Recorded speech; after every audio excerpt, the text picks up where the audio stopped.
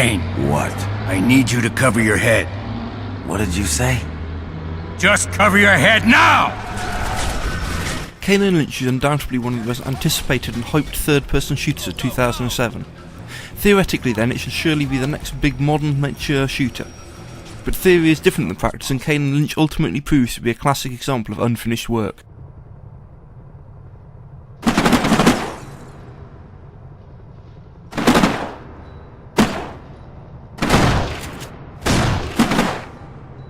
You take control of Kane, a prisoner and former mercenary who's been sentenced to death.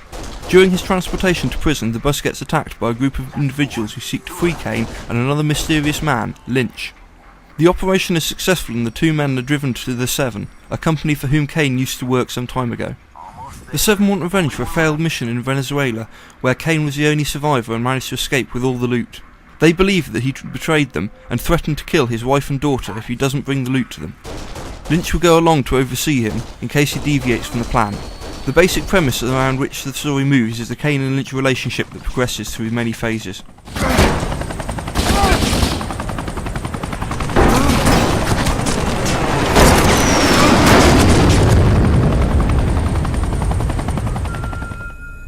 Kane and Lynch works like a classic modern third-person shooter, or at least it tries to work but fails often and miserably.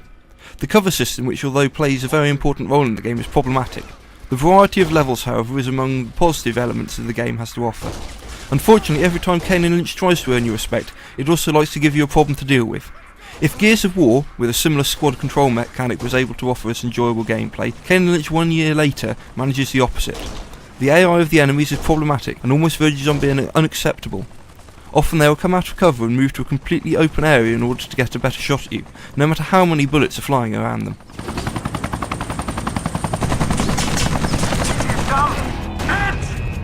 Fuck! Get away from me! Why do you keep doing that?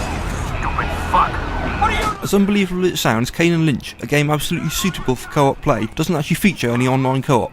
Apparently IO didn't have time to implement this either. Instead there is an online multiplayer mode called Fragile Alliance. Unfortunately it also suffers from many of the same problems as a single player game, and the fact that there are only 4 maps available is quite limiting.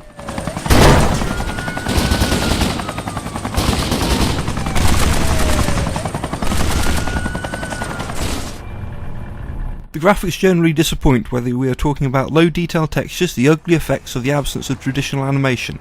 When you change weapons, you simply see it appear in your hands of the character. The speech and dialogue are the only positive elements of the audio, which unfortunately still also suffers from various bugs, including some effects just not even being present.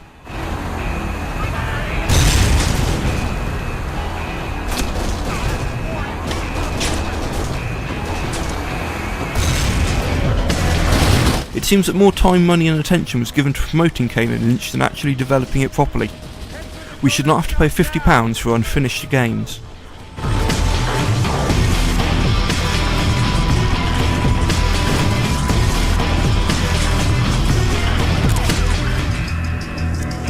Name's Lynch.